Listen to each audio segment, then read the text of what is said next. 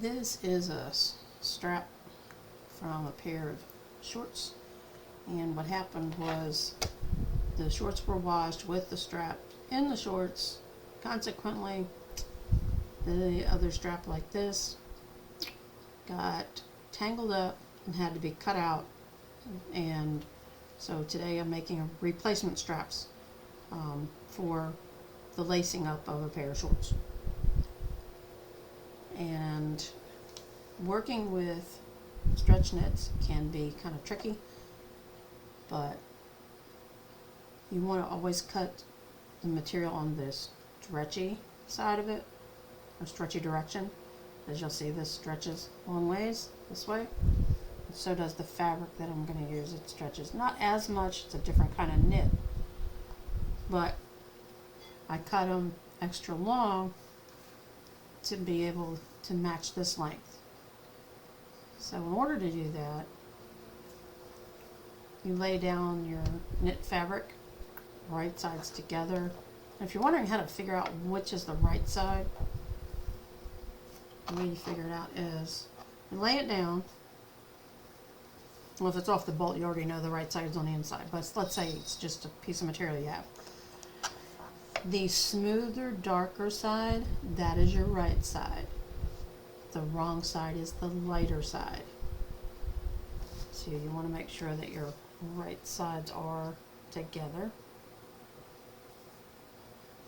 And then these straps are really thin, and so I wanted to make them a little bit thicker because it's lacing. They're going to be laced up, it's not going to matter, and it'll give them some more give. And it's also easier to turn them right side out after you've sewn them. So when you're using knit, it's always good to have one of these clear acrylic rollers. I'm trying to line up the bottom of this. And most people would just cut out the two strips they need, stitch across it, boom, and then do the other same. But I'm going to show you how to do this with a bias stitch on it. You want to make sure that you're using a rotary cutter with this.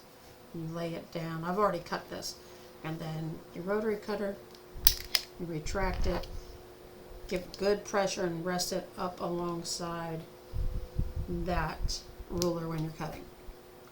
Well, I've already done that. So, sure, since both strips stretch the same way, you can go ahead and stitch a seam here, then go the full length of it and make your tube. Like I did this with a scrap. This is the one that I did. So I want to show you how I turn this right side out. Kind of sneaky, but anyway. You can do it that way, but the best way to work with something that has stretch in it is to have the bias strips. You get more stretch out of it. And what I'm going to do is put right sides together. And I'm going to put this at a 90-degree angle. Just like this here. Okay. I'm going to put that at a 90-degree angle. Then I'm going to take and pin it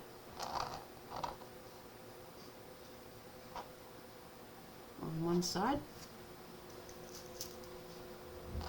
pin it on the other side, and actually if you're not real good at sewing straight, then you would take your ruler and go from this point to this point, and that's going to be your seam line. So let's see if I've got a marker that'll show up. You can use chalk. I'm going to see if this will show up at least. See, knits, because they stretch, you kind of have to play with trying to draw a line on them because they want to stretch with the marker.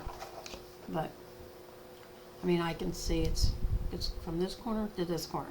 So when you line it up on your sewing machine, you're going to put the needle here, and you're going to stitch straight down to that point. right there. So let's do that step.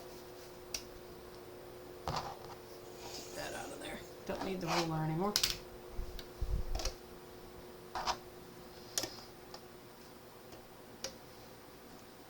So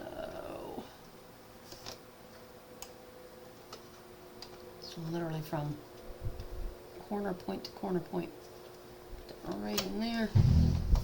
Let's see if I can get this in here fairly lined up.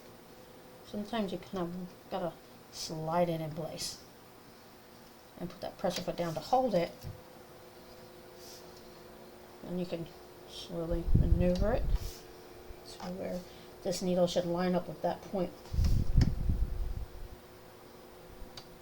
Okay. And let's do a little, see if we can't. I'm doing this standing up, by the way. Sometimes I do stitch standing up. Put the needle down in, make sure it's in there good, and make a nice little seam.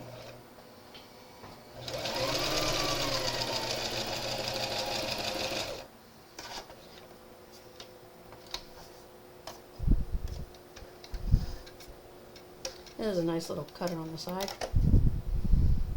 So there's the stitching line. So you can see it's in between those two pins. Take the pins out.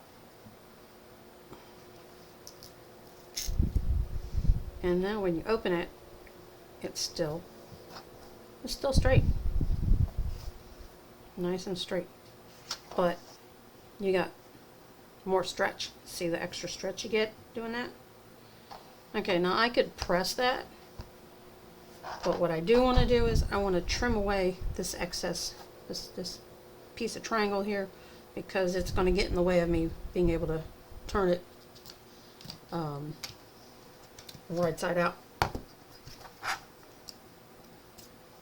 You want to do it about 1/4 inch, kind of like when you're doing quilting. 1/4 inch. So now I don't have that big triangle on it, but I have my 2 strips. Okay? And this is the right side. Then you want to, since I cut, this is going to be super long. I mean, it's definitely longer than the original piece. So the end part of it, I'm going to be cutting away anyway, and you'll see why later. So I'm going to put the 2 right sides together, like so.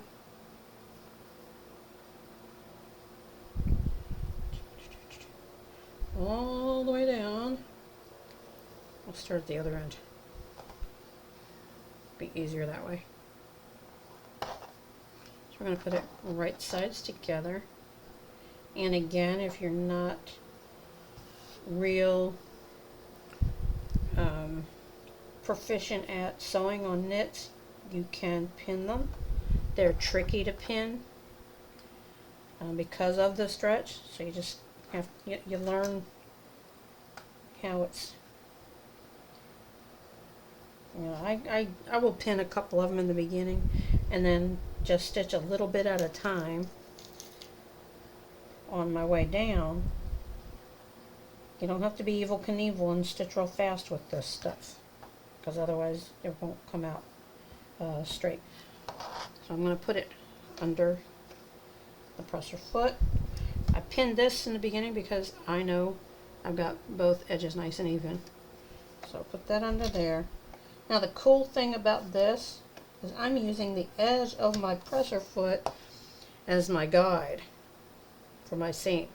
So this is going to make me have a really nice, about 1/4 inch. If I wanted it to be a true 1/4 inch, I would take that into where the edge of the fabric is at the opening of the needle. So let me see if I can tilt this up so you can see. Here's the needle, here's the cutout of the presser foot, and I have the fabric right there at that edge. So that way I know this is going to be, as long as I keep that lined up, it'll be 1/4 inch all the way down.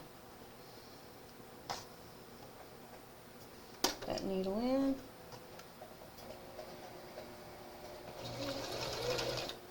See how it wants to slide? You have to guide. Stretch knits, or they will not go through there. So let's start over again. It's good for you to see that because this stuff is slippery. Hold on just a second. There we go. And since I did make it extra long, I can start in a little bit, which actually will help it feed through better to begin with. That needle in.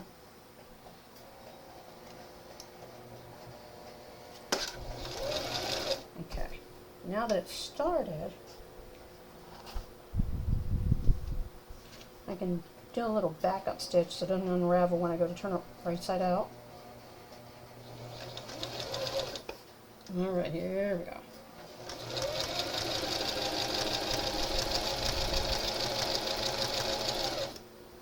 And we're going to go all the way down the whole length.